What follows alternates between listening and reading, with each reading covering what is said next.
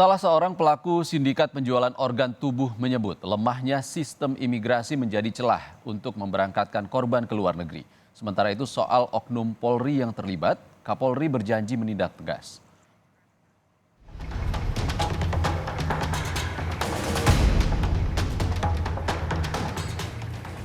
Pelaku yang bernama Hanim membeberkan adanya keterlibatan pihak imigrasi untuk melancarkan perdagangan orang.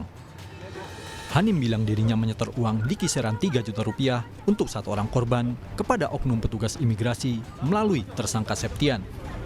Menurut Hanim, pengurusan paspor keberangkatan para korban juga melibatkan oknum petugas imigrasi. Tersangka menyetor uang sejumlah 1,3 juta rupiah untuk menerbitkan paspor sehari jadi. Saya sekitaran 37, 35, berbeda-beda. Atau 3,5 juta. Ya, itu untuk melancarkan pemberangkatan. Jadi nggak ada pertanyaan apa-apa gitu pas anak-anak pas di loket migrasi itu nggak ada pertanyaan apa-apa, langsung cepat lolos ya. Untuk benar tidak. Bukan, nggak tahu. Mereka tahunya kita itu judi online. Oh, mereka tahu video online. Dan itu disampaikan oleh siapa? Bahwa Septian. Tak cuma imigrasi, mulusnya penjualan ilegal organ tubuh juga melibatkan oknum di kepolisian. Kapolri Jenderal Listio Sigit Prabowo berjanji menindak tegas personel Polri yang terlibat. Kapolri mengatakan sindikat jual beli organ tersebut meminta-minta perlindungan kepada oknum Polri agar kasusnya diberhentikan. Bahwa selain ada sindikat, terus kemudian ada oknum Polri yang saat itu dimintain tolong oleh sindikat untuk minta perlindungan dengan harapan kasusnya dihentikan. Namun kan semua kita proses, jadi baik sindikatnya maupun oknum Polri-nya sendiri kita proses. Dan proses pidana. Kalau masalah itu kita nggak pernah ragu-ragu. Dari pengungkapan kasus ini, tercatat 122 warga negara Indonesia jadi korban sindikat penjualan organ ginjal di Kamboja. Kementerian Sosial mengungkap, persoalan kemiskinan menjadi faktor utama. Beberapa korban juga ada yang terlilit hutang hingga nekat menjual ginjalnya. Seperti tadi disampaikan bahwa modus utama yang kemudian kita lakukan assessment, itu memang utamanya memang karena permasalahan ekonomi dan ujung-ujungnya ya memang karena kemiskinan. Gitu. Dari total tadi yang disampaikan, yang sudah kami eksekusi, kami lakukan penanganan di balai maupun sentra kami yang ada di seluruh Indonesia, itu total per hari ini sudah ada 618 korban yang sudah kami tempatkan di sentra maupun balai kami. Saat ini dari data Kemensos, ada 618 korban tindak pidana perdagangan orang ditampung di 37 sentra dan balai yang ada di Indonesia. Tim Liputan, Kompas TV.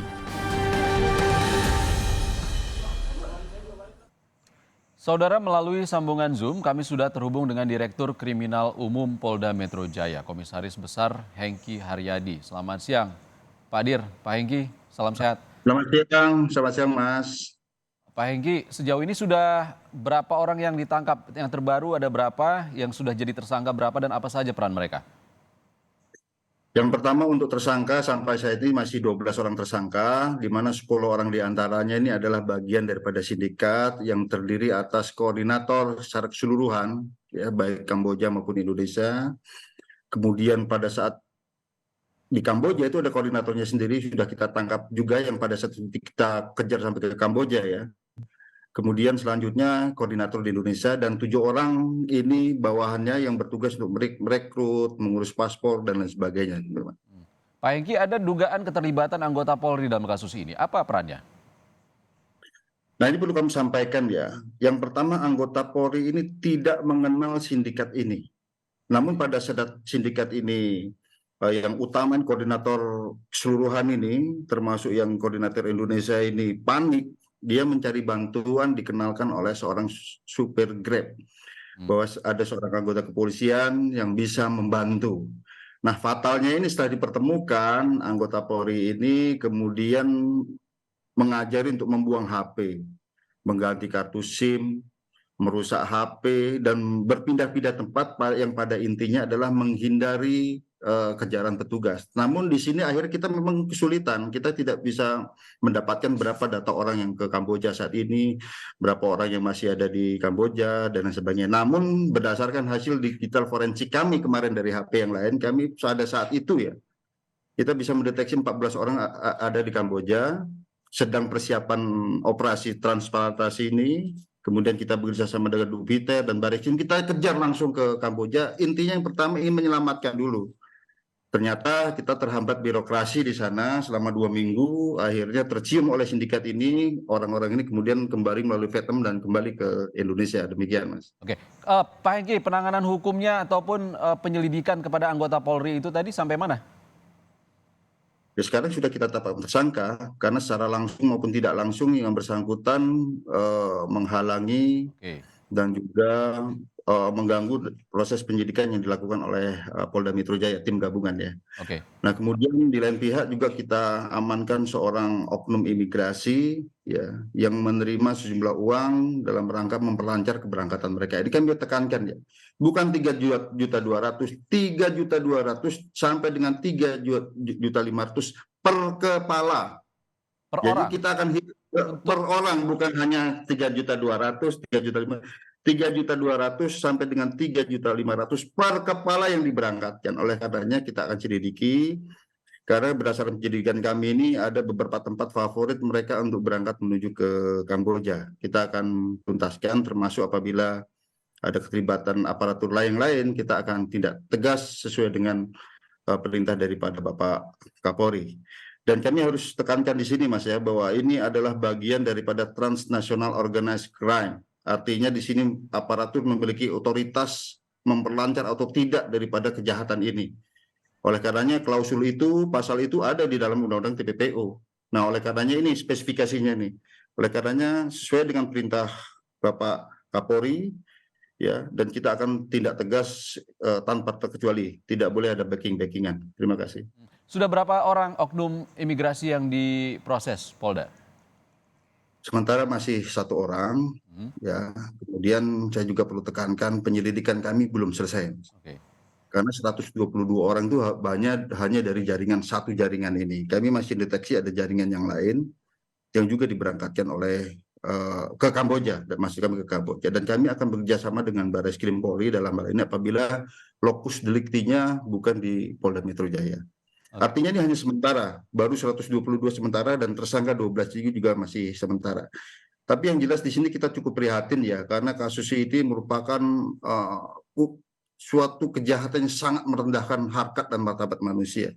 Ya. Memanfaatkan posisi rentan daripada korban, kemudian dijual ginjalnya. Karena begini, Mas, saat itu ada seorang istri daripada pendonor ini yang datang ke Polda Metro Jaya. Setelah kita konfirmasi hadir, mereka menangis karena suaminya ini tahunya bekerja di luar negeri, dan ternyata setelah kita beri penjelasan bahwa ini ada jual beli ginjal, mereka menangis. Nah, ini dalam undang-undang kesehatan pun itu tidak diperbolehkan apabila bersifat komersial ya.